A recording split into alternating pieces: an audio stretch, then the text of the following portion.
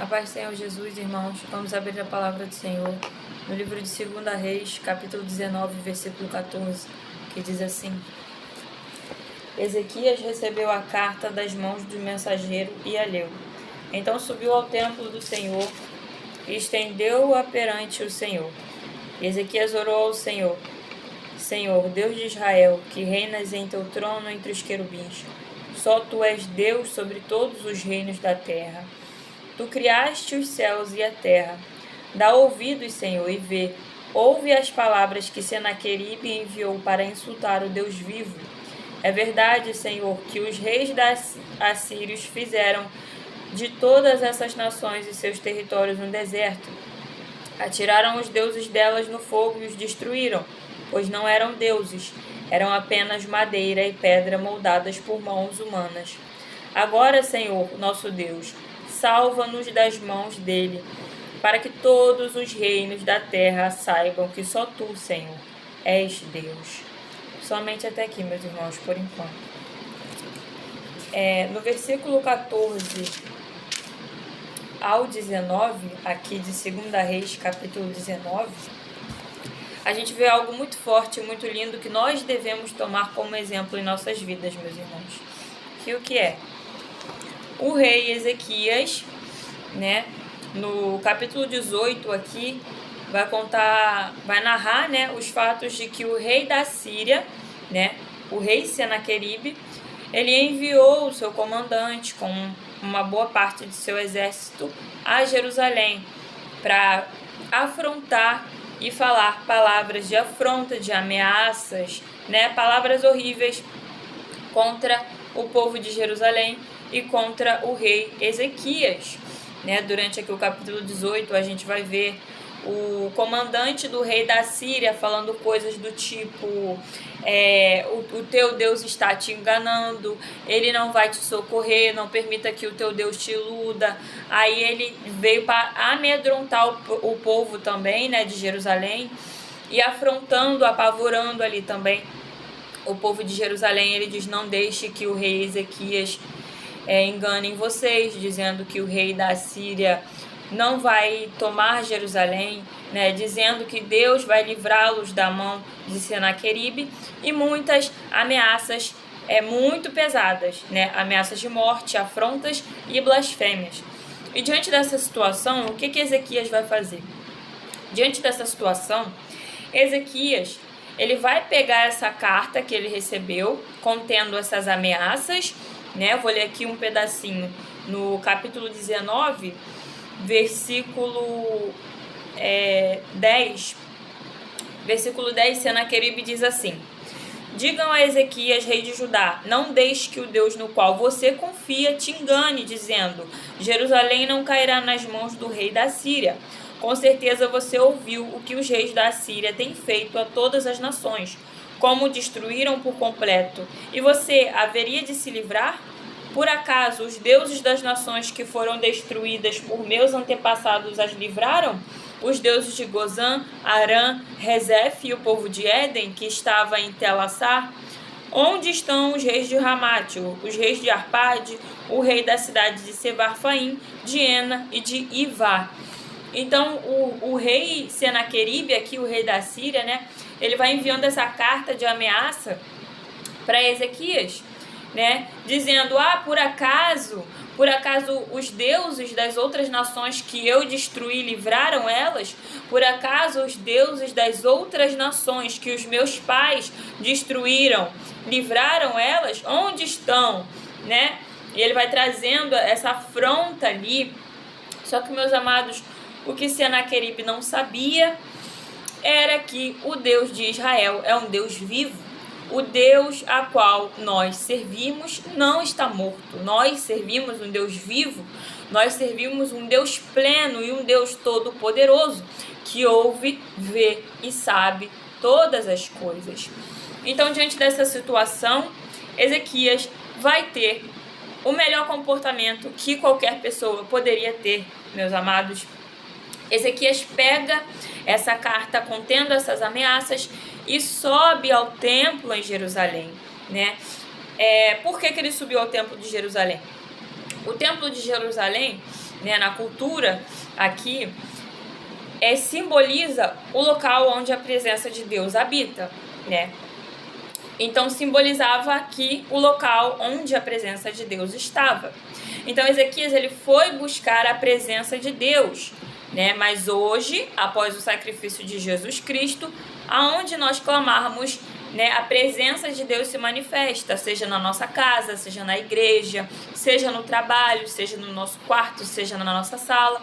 Independente do lugar que nós clamarmos, a presença de Deus vai se manifestar, porque Jesus rasgou o véu, né, que fazia essa separação entre Deus e os homens de cima para baixo. Então agora nós temos esse contato direto com o Pai. E Ezequias, ele leva essa carta diante de Deus, ele leva essas afrontas, ele leva esses problemas diante de Deus, né? E vai dizer que ele ora assim, olha como é que ele ora ao Senhor. Ele leva a Deus, né? Ezequias, ele toma esse posicionamento, porque Ezequias sabia, meus irmãos, que o único que poderia resolver esse problema na vida dele é o Senhor. Então nós precisamos aprender a levar os nossos problemas a Deus, porque o único que pode resolver os nossos problemas é Deus, meus irmãos.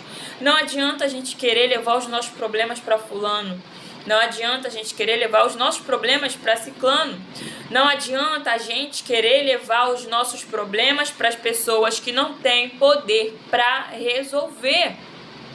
Ezequias, ele sabia disso, porque o rei da Síria, ele se gloriava, porque o exército dele era enorme, né? Então ele dizia muito: por acaso você vai conseguir me vencer eu tendo esse exército enorme?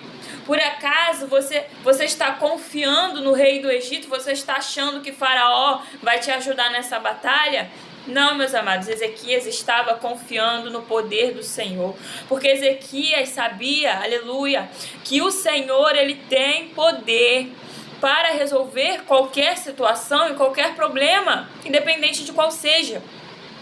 Então Ezequias, ele vai chegando diante da presença do Senhor, né? Ele vai apresentando, aqui vai dizer, né, no versículo 14, que Ezequias estendeu a carta perante o Senhor. Ele levou esse problema diante do Senhor. Ele chegou e falou: Senhor, aqui está acontecendo isso. O meu inimigo me ameaçou e disse isso. Senhor, dá ouvidos. Olha, Senhor, ouve o que Senaqueribe tem dito contra o Senhor. Porque, meus amados, quando você serve a Deus, quando você serve a Deus, você está alinhado com Deus, você está no propósito firme com Deus. Os nossos inimigos não falam contra nós, eles falam contra o Deus que nós servimos, e Ezequias sabia disso. Então Ezequias, ele ora assim diante de Deus, no versículo 15. Senhor, Deus de Israel, que reina com teu trono entre os querubins, só tu és Deus sobre todos os reinos da terra, tu criaste os céus e a terra. Ele começa a oração adorando e exaltando a majestade de Deus, porque ele reconhecia que Deus é o rei soberano de toda a terra. Versículo 16, dá ouvidos, Senhor, e vê, ouve as palavras que Senaqueribe enviou para insultar o Deus vivo. É verdade, Senhor, que os reis assírios fizeram de todas essas nações seus territórios um deserto. Atiraram os deuses delas no fogo e as destruíram, porque não eram deuses. Eram apenas madeira e pedra moldadas por mãos humanas. Ou seja, Ezequias está reconhecendo aqui nessa oração que o único Deus existente, poderoso e vivo é o Deus de Israel. É o Deus no qual nós servimos, né? E no versículo 19 ele vai dizendo: agora, Senhor, salva-nos das mãos dele, para que todos os reinos saibam que só tu, Senhor, és Deus. Olha que oração poderosa, meus irmãos. Uma oração tão curtinha que Ezequias fez. É uma oração tão curtinha aqui, de pouquíssimos versículos, uma oração de 5 versículos aqui que Ezequias fez, mas é uma oração carregada de poder. É uma oração onde ele adorou e exaltou o Senhor, reconhecendo a majestade e a soberania dele, né? Ele glorificou ao Senhor como o único Deus, né?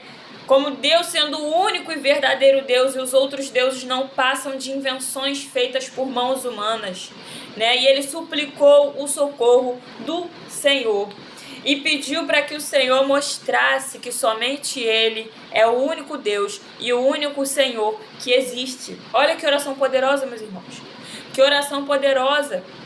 E Ezequias não orou 30, 40, 1 hora, 2 horas, não. Foram versículos pequenos de oração. Foi uma oração breve, sincera e carregada de poder. Ezequias sabia que o único que podia resolver aquele problema que ele estava passando era Deus. E olha a resposta que Deus deu para Ezequias depois dessa oração. Versículo 20 diz assim: Então Isaías, filho de Amós, enviou uma mensagem a Ezequias. Assim diz o Senhor, o Deus de Israel: Ouvi a tua oração acerca de Senaqueribe, o rei da Síria. Esta é a palavra que o Senhor falou contra ele. Aí começa, né, os versículos de Deus profetizando contra Senaqueribe, né, que são do versículo 21 até o versículo 34, né? Deus vai profetizando aqui contra Senaqueribe, dizendo que faria com ele, né? Deixando claro, olha só que poderoso no versículo 25, que Deus diz assim, por meio do profeta Isaías, Deus diz: Você não percebe que há muito tempo eu já havia determinado tudo isso? Desde a antiguidade eu planejei o que agora faço acontecer, que você deixaria cidades fortificadas em ruínas. Ou seja, meus irmãos, Deus está falando aqui contra Senaqueribe que até o poder que ele tem de fazer o mal, até o poder que o nosso inimigo tem de nos causar algum dano, é porque Deus permite. Porque se Deus não quiser, meus amados, nós precisamos entender que o nosso Deus, ele é soberano. O nosso Deus, ele é poderoso. E se Deus não quiser que o inimigo nos cause algum dano, ele não vai causar. Quando os nossos adversários nos causam algum mal, nos causam algum dano, é porque Deus está permitindo. Porque Deus é quem dá o poder. Olha que poderoso que Deus está falando aqui. Há muito tempo eu já havia determinado isso. Então Senaqueribe só estava causando o problema que ele estava causando porque Deus determinou e permitiu que ele causasse. Então, meus amados, os problemas que nós passamos, as afrontas que nós vivemos, é porque Deus permite que passemos. Agora, afronta e problema é diferente de colheita. Colheita é aquilo, colheita é a consequência de algo ruim que nós fizemos no passado e hoje estamos colhendo. Afronta e problema são situações, são adversidades da vida que mesmo nós não tendo cometido, né, algum mal, mesmo depois do nosso período de colheita ali, né, porque como a palavra de Deus diz, tudo aquilo que o homem plantar, isso ele colherá. Então, se em algum momento da nossa vida a gente plantou mal na vida de alguém, a gente vai colher na nossa vida sim. Então, a gente precisa pedir ao Espírito Santo ajuda para discernir se o que a gente está vivendo agora, se esse problema, essa situação, essa dor, essa aflição é uma colheita de algo mal que nós fizemos no passado ou é um problema, uma perseguição que Deus está permitindo para glorificar o nome dele, tá? E aí Deus, no versículo 35, ainda de 2 Reis 19, diz assim: Naquela noite o anjo do Senhor saiu e matou 185.000 homens no acampamento assírio. Quando o povo se levantou na manhã seguinte, o lugar estava repleto de cadáveres. Então Senaqueribe, rei da Síria, desmontou o acampamento e foi embora. Voltou para Nínive e lá ficou. Olha só, meus amados. Deus, naquela mesma noite, Ezequias recebeu a carta de ameaças. Ezequias levou ao Senhor. Ezequias foi buscar Deus, levando ao Senhor esse problema, essas situações, esses problemas que Senaqueribe tinha contra ele. Na mesma noite, Deus respondeu. Na mesma noite, Deus enviou um anjo no acampamento do exército de Senaqueribe, que matou 185 mil soldados. 185 mil soldados. Deus respondeu Senaqueribe à altura. Por quê? Porque no capítulo anterior, a gente vai ver aqui, no capítulo 18, que aquilo que Senaqueribe mais se gloriava no reinado dele era o exército imenso que ele tinha, porque Senaqueribe, ele tinha um exército enorme, muito, muito, muito grande, tanto que o anjo do Senhor matou 185 mil, e ainda assim não foi a quantidade total do exército de Senaqueribe, né? Mas foi a maior parte. Então Senaqueribe, ele se gloriava nesse exército. Quando ele zombava e ameaçava Ezequias, ele dizia: ai, o meu exército é enorme, por acaso você tem como lutar contra o meu exército? Ah, o meu exército vai te destruir, vai destruir a tua cidade, vai destruir o teu povo. Por acaso você acha que o teu Deus vai te livrar das mãos do meu exército? E Deus fez o quê? Deus destruiu o exército dele. Por quê? O exército era aquilo que Senaqueribe mais se gloriava.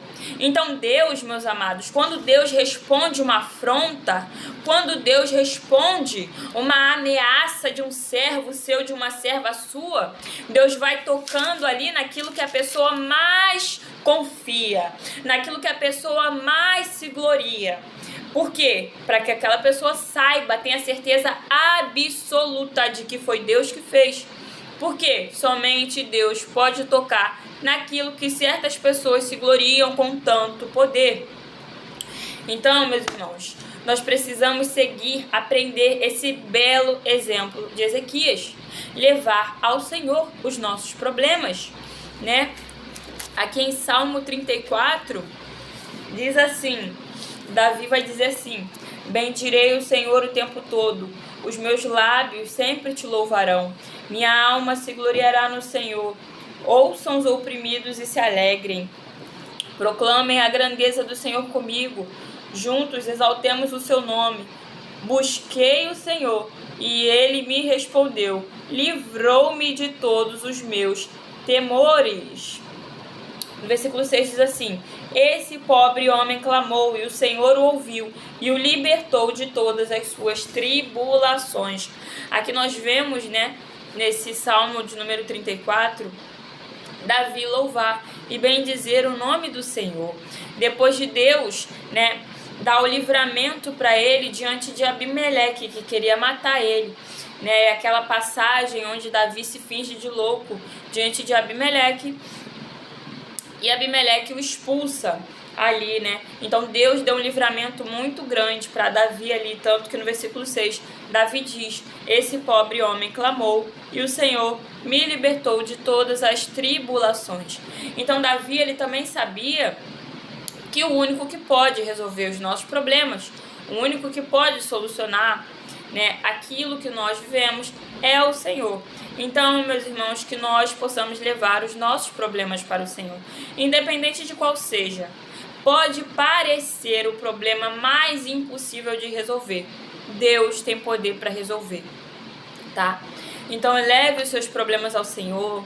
E outro detalhe aqui, ó, no livro de 2 Reis, voltando aqui, ó, no livro de 2 Reis, capítulo 18, versículo 36, diz assim: mas o povo permaneceu calado e nada disse em resposta, pois o rei tinha ordenado: não lhe respondam. Isso daqui, meus irmãos, o povo ficou calado diante da ameaça, das afrontas, né? E das ameaças que Senaqueribe estava fazendo. Então, meus irmãos, diante da perseguição, diante da ameaça, diante da afronta, o que a gente tem que fazer é se calar, tá? O que nós devemos fazer diante da difamação, diante da ameaça. Olha, esse povo estava recebendo ameaça no nível do comandante da Síria falar que eles comeriam as próprias fezes e beberiam a própria urina, né? E dizendo que Deus nenhum livraria eles da mão do exército de Senaqueribe. E o povo fez o quê? Se calou. o povo não falou, o povo não rebateu, o povo não discutiu, o povo não tentou se justificar. Não, o povo fez o quê? Se calou. O povo se calou diante das ameaças, o povo se calou diante das afrontas, e Ezequias orou e levou a Deus essas ameaças, essas afrontas, essas perseguições. Então, meus amados, diante das perseguições, diante das ameaças, vamos nos calar e levar para Deus, porque Deus resolve, tá? A gente não vai resolver nada, quem vai resolver é Deus. Você não vai resolver nada, quem vai resolver é Deus. Você não tem poder de fazer nada, quem vai fazer é Deus. Então se cala, engole a ameaça, engole a ameaça, engole a perseguição, engole a calúnia e leva os seus problemas a Deus, porque Deus pode resolver. Jesus pode resolver.